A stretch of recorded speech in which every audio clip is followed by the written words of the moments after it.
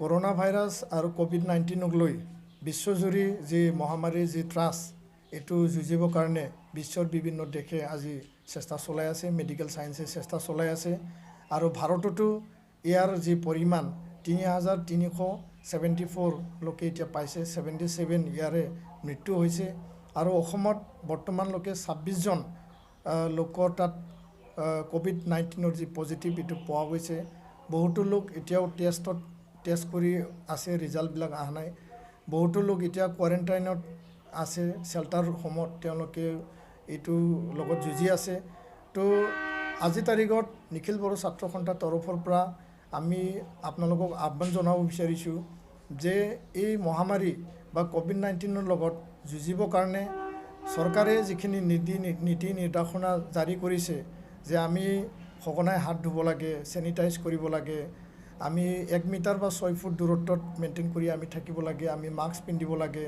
বা আমি নিজে ঘৰত থাকিব লাগে। লকডাউনৰ যি নিয়ম সেই নিয়মটো আমি মানি চলি নিজৰ জীৱন ৰক্ষা কৰিব লাগে, আনৰ জীৱনকো ৰক্ষা কৰিব লাগে। ঘৰ পৰিবাৰ, এখন গাঁও, সমাজ, জাতি আৰু ৰাজ্য আৰু দেশ আমি যে ৰক্ষা কৰিব লাগে, ইয়াৰ প্ৰিভেণ্টিভ মেজাৰে হ'ল যিহেতু ভেকচিন ওলোৱা নাই, ইয়াৰ প্ৰিভেণ্টিভ মেজাৰে হ'ল যে আমি ষ্টে হোম, ছেভ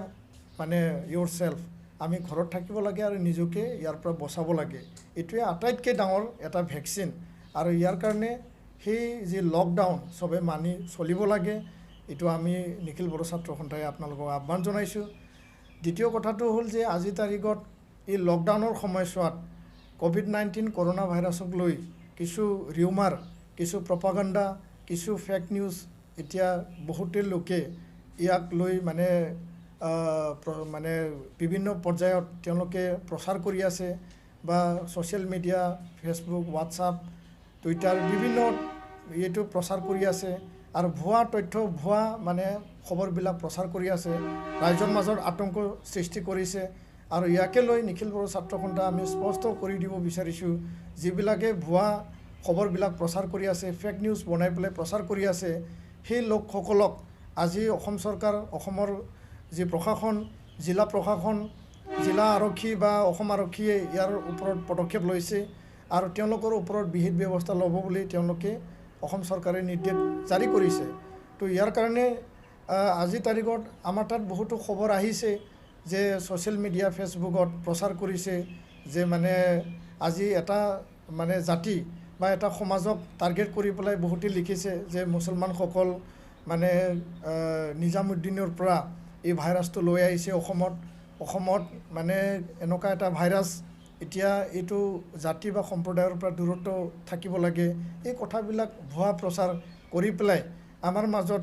যি জাতিগত এটা মানে ভেদভাৱ বা আমাৰ সমাজত আমাৰ যি মিলা প্ৰীতি, আমাৰ যি নিজৰ মাজত মানে মৰম স্নেহ বা আমি সবেই সহায় কৰি পেলাই আমি একেলগে কাম কৰিব লাগে, সেই ক্ষেত্ৰত এতিয়া ভুল বুজাবুজি সৃষ্টি হৈছে। এটা কথা স্পষ্ট যে এই কৰোনা ভাইৰাছ কোনো হিন্দু, কোনো মুছলিম, কোনো খ্ৰীষ্টান, কোনো শিখ, ইছাই, জৈনক নাচায়, কোনো বড়ো, কোনো মুছলমান, কোনো অসমীয়া বা কোনো মানে বঙালী, বিহাৰী এনেকুৱা জাতি নাচায়। এই কোভিড-19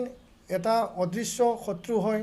অদৃশ্য এটা শত্ৰুৰ লগত আমি যুঁজি আছোঁ, এইটো চাইলেণ্ট কিলাৰ হয়। তো ইয়াৰ কাৰণে আমি আজি তাৰিখত এই যে কোভিড-19 বা কৰোনা ভাইৰাছ ইয়াৰ লগত যুঁজিবৰ কাৰণে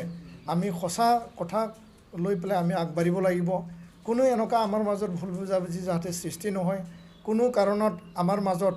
এই ভুল বুজাবুজি বা ফেক নিউজ, ভুৱা যিখিনি তথ্য বা ভুৱা যিখিনি ছ'চিয়েল মিডিয়া, ফেচবুকত ওলাইছে, ইয়াক লৈ যাতে আতংকিত নহয় আৰু আমাৰ মানে সহজ সৰল সাধাৰণ ৰাইজে ইয়াৰ বিশ্বাস কৰি পেলাই যাতে আমাৰ মাজত কোনো সংঘাত সৃষ্টি নহয়, তাকে আমি নিখিল বড়ো ছাত্ৰ সন্থাই আমি আহ্বান জনাইছোঁ। হয়, এইটো মানে মানুহৰ মাজত এটা আতংক সৃষ্টি কৰিছে, তো এই আতংকটো আমি মানে এৰাই চলিব লাগিব আৰু এইটো আমি নাইকিয়া কৰিব লাগিব। তো ইয়াৰ কাৰণে পুলিচ আছে, জিলা প্ৰশাসন আছে, আমাৰ মানে থানাবিলাক, আউটপোষ্টবিলাক আছে, VDPবিলাক আছে, গাঁওবুঢ়াবিলাক আছে, সকলোৱে ইয়াৰ কাৰণে কাম কৰি আছে। এফচুও ইয়াৰ কাৰণে সজাগতা অভিযান আমি ৰাইজক বুজাই আছোঁ, মাইক এনাউন্সমেণ্ট আমি DC পৰা, থানাৰ পৰা পাৰ্মিশ্যন লৈ পেলাই আমি কৰি আছোঁ। তো ইয়াৰ কাৰণে আপোনালোকক আমি আহ্বান জনাব বিচাৰিছোঁ যে অসমত যি আজি কোভিড-19 লগত আমি যি যুঁজি আছোঁ, ইয়াৰ লগত আমি যুঁজি পেলাই কোভিড-19ক আমি নিউট্ৰেলাইজ কৰিব লাগিব, এইটো নাইকিয়া কৰিব লাগিব আৰু ইয়াৰ কাৰণে আমি নিজে ঘৰত থাকিয়েই ইয়াৰ ওপৰত ইয়াৰ লগত আমি যুঁজিব লাগিব। মেডিকেল ছায়েন্স বা হেল্থ আৰু মেডিকেল ডিপাৰ্টমেণ্টে ইয়াৰ কাৰণে কাম কৰি আছে। তো ৰাইজক মই আহ্বান জনাব বিচাৰিম যে আপোনালোকে কোনো ভুৱা প্ৰচাৰ ভুৱা খবৰৰ পৰা আপোনালোকে মানে বিশ্বাস কৰিব নালাগে, আঁতৰত থাকক। আৰু লগতে কোভিড-19ৰ লগত যুঁজিবৰ কাৰণে যে লকডাউনৰ যিখিনি নীতি নিয়ম আমি ঘৰত থাকিব লাগে, চাফ চিকুণ থাকিব লাগে, আমাৰ খোৱা বোৱা খাদ্য সামগ্ৰী আমি চাফ চিকুণকৈ আমি ধুই পেলাই খাব লাগে বা এইটো আমি চেনিটাইজ কৰিব লাগে, সেই গোটেই যিবিলাক মানে কথা নীতি বা নিৰ্দেশনা এইবিলাক মানি চলি আমি অনাগত দিনত আমি যুঁজি যাব লাগিব। আৰু ইয়াৰ কাৰণে যিখিনি জাতিগত মানে এটা ভুৱা প্ৰচাৰ চলাই আছে, সেই ভুৱা প্ৰচাৰৰ পৰা আমি আঁতৰত থাকক আৰু আমি এই সকলো কথা আমি নিয়মবিলাক মানি চলি সেই ভুৱা প্ৰচাৰটো আমি প্ৰতিহত কৰি পেলাই আগুৱাই যোৱাটোৱে